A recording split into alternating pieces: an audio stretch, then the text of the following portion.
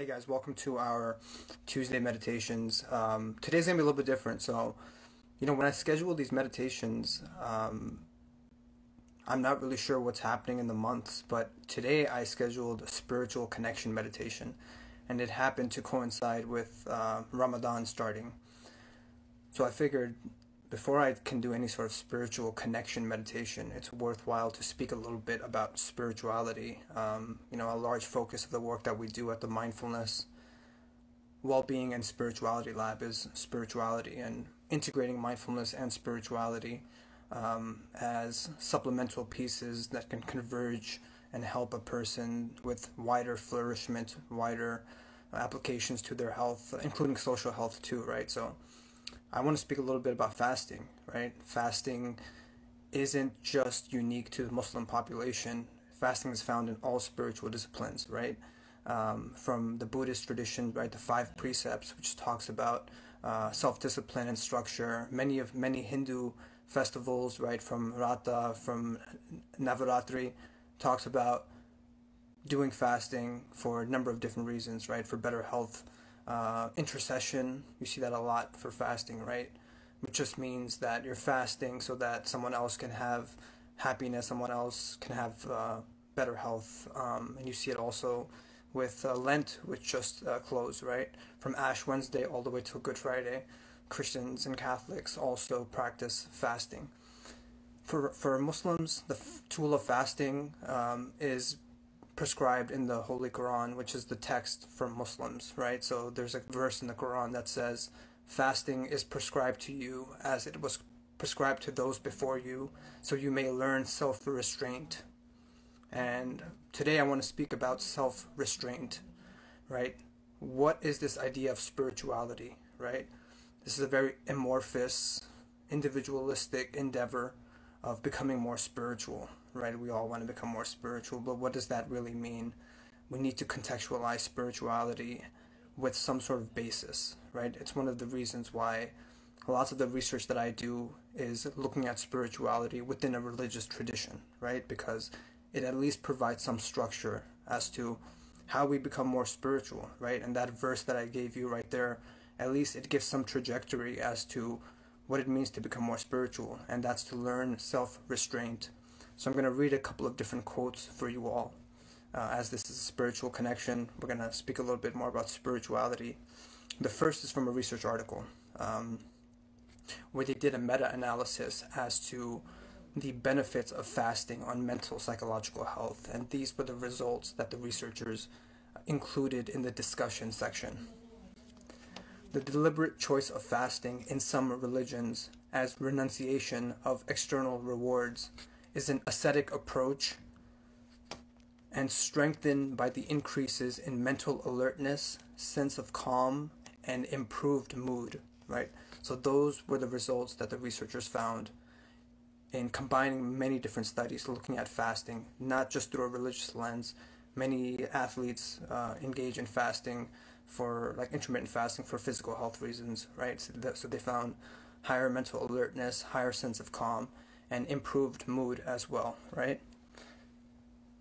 So that helps cultivate a better sense of clarity, which helps better understand what our values are and help with self-restraint, right? I'm going to read another quote as well from a book called The Spiritual Dimensions of Psychology, which is the most appropriate book for me to read right now. The enemy of sense, of wisdom, is the lack of tranquility of mind. When the mind is tranquil, it produces the right thought, and wisdom naturally rises as a fountain. The mystics have therefore taught different exercises, both in physical and in meditative form, to make the mind tranquil, so that the wisdom which is there may spring up as a fountain. It is not in disturbed water that one can see one's image reflected. It is in still water that one sees it clearly. Our heart is likened to water, and when it is still, wisdom springs up by itself. It is wisdom and will together that work towards a successful issue. Willpower, right, so self-restraint, another word, willpower, is systematically developed by first disciplining the body. The body must sit in the prescribed posture. It must stand in the place it is asked to stand in, right? So now we're going more into the philosophy of yoga, right? The structure of the body, self-discipline of the body. The body should not become restless, tired by what is asked of it, but it should answer the demands of the person to whom it belongs. The moment the Sufis, which are the mystics in the Islamic tradition, begin to discipline the body, he begins to see how undisciplined it always was. Then he finds out that this body, which he always called mine or myself, and for whose comfort he has always done everything he could, that this body was disobedient and most faithless. After that comes the discipline of the mind. This is done by concentration. When the mind is thinking of something else, and one wishes it to think on one specific thought, then it becomes very restless. It does not want to remain in one spot, for it has always been without discipline. The difficulty starts when one tries to concentrate. It begins to jump, while at other times it only moves about.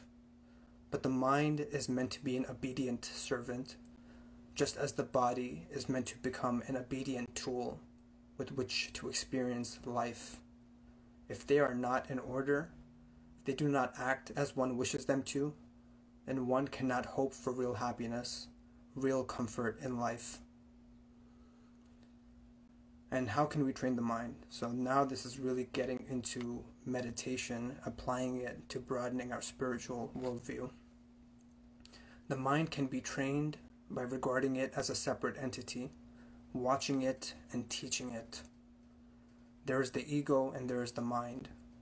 We should look at the mind and think, I am the ego, my mind is before me, and then analyze it.